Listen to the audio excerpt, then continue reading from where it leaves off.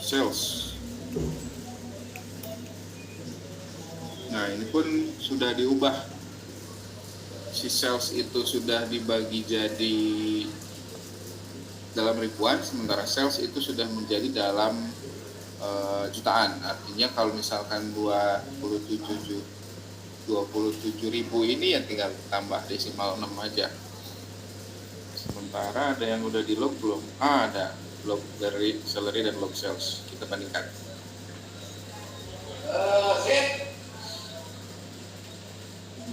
Salary, gajinya si CEO itu dipengaruhi oleh sales, dan kita bandingkan kalau misalkan dia sudah berubah menjadi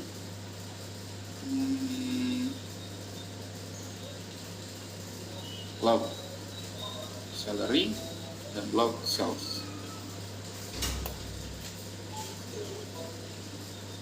Nih, ini baru benar karena datanya real. Dia akan mengubah standar error dan akan mengubah nilai T-nya. Ya, koefisiennya pasti berubah, tapi yang jelas nilai T-nya itu jadi lebih besar. Artinya ketika diubah datanya menjadi jarak deviasinya menjadi kecil, standar errornya itu harusnya akan jadi lebih kecil dan T-nya itu jadi lebih signifikan. Artinya di sini kalau misalkan kita uji T, ini T hitung terhadap T tabel, kemungkinan dia tidak signifikan berpengaruh. Tapi kalau misalkan datanya sudah kita ubah menjadi logaritmik seperti ini, double log, si X-nya kita logaritmik, Y-nya pun kita logaritmik, maka kita bisa lihat bahwa datanya akan lebih bagus. Ini.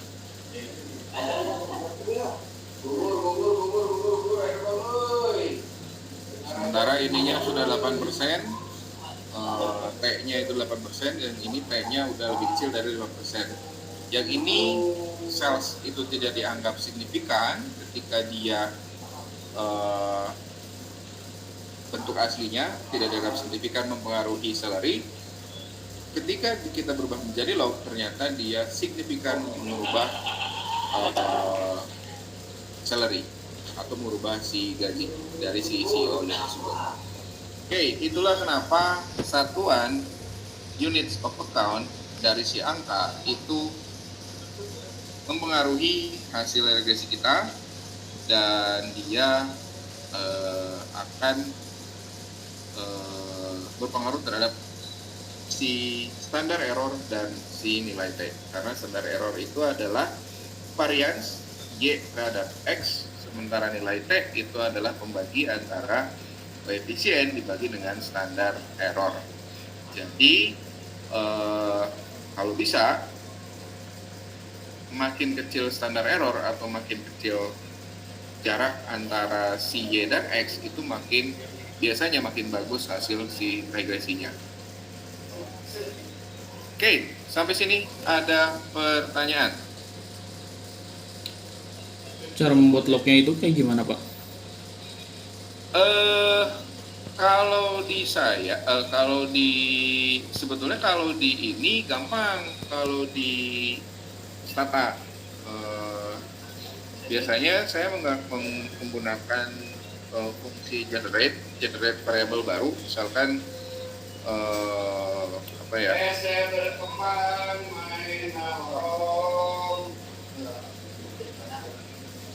ya udahlah, kita yang ada aja ya, si sales aja ya, sales in million kita coba jadiin log, generate variable baru yang disebut dengan log sales.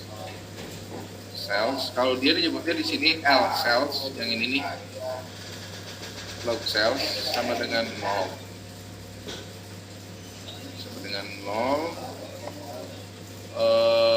Terus saya replace log sales sama dengan log dari si sales.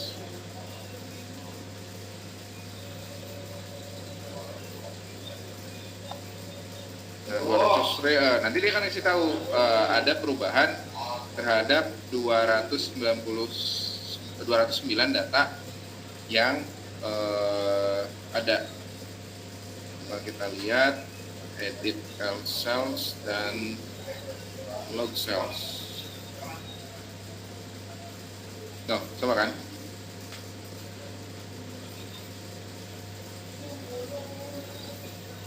Ya,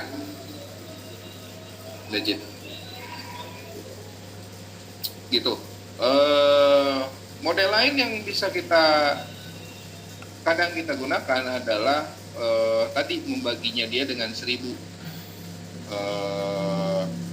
millions. Yang millions ini kita bagi 1000 bisa cells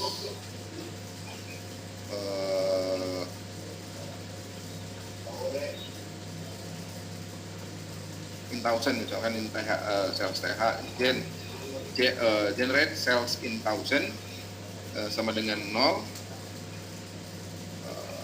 replace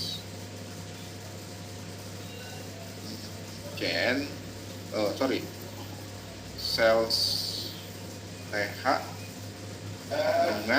sama dengan cells dibagi 1000. Cellsnya itu kan yang tadi yang variabel yang akan kita bagi. Nah, ini kita bisa coba lihat, cek antara cells dan cells TH. Dia berubah menjadi dibagi 1000. Nah, ini adalah trik yang biasa kita pakai kalau misalkan untuk memperkecil standar error. Jadi bisa dibagi 1000, bahkan ada orang yang kadang membuatnya jadi dalam bentuk kuadratik itu pun ada. Tergantung kebutuhan. Tapi yang jelas kita bisa melakukan perubahan terhadap data, hanya saja nanti interpretasinya yang berbeda untuk data tersebut. Contoh misalkan ketika kita double log kayak gini atau single log, dia akan berubah menjadi persentase kenaikannya. Jadi kalau ini misalkan yang biasa itu sales itu berpengaruh sebesar, meskipun ini tidak signifikan kan ya, sales itu hanya berpengaruh sebesar 0,015 terhadap salary, tapi di sini kita bisa mengubahnya menjadi dalam bentuk persentase. Ketika kita mengubah menjadi dalam bentuk log, artinya 0,25% salary itu dipengaruhi oleh sales karena dia sudah berubah menjadi log. Sama halnya kalau misalkan kita bagi 1000 ya berarti artinya jangan lupa kita menghitungnya itu dalam bentuk satuan apa. Nah, inilah yang menjadi penting kenapa saya tadi tanyakan apa satuan dari masing-masing data, karena ketika kita melakukan regresi, dia akan mempengaruhi data yang sifatnya yang akan kita hitung, ya.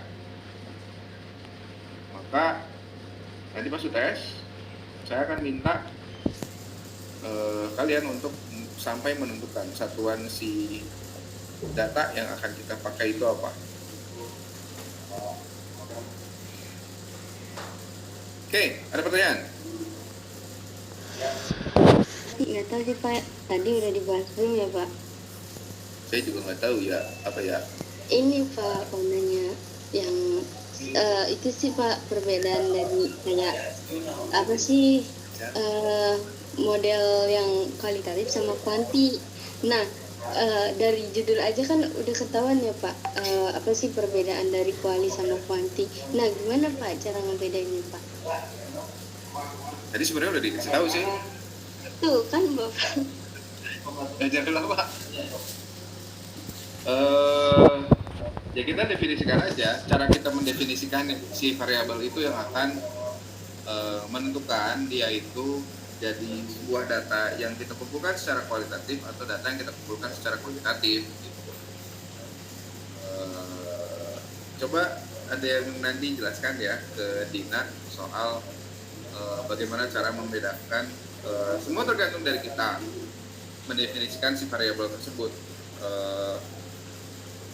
Makanya tadi saya pun ketika ada representasi sebuah variabel tadi kayak yang kuantitatif saja, kita punya banyak jenis contoh soal entahlah itu jadi frekuensi, entahlah itu jadi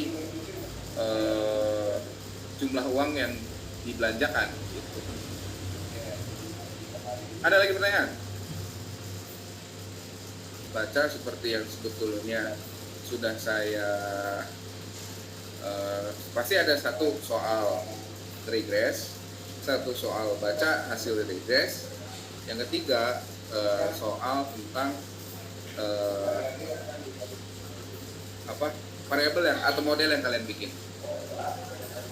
Ingat, ini OTS-nya dikerjakan secara berkelompok 2 orang. Ada pertanyaan?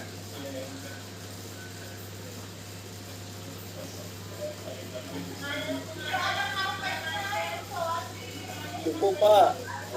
Siap. Cukup, Jelas Pak. ya?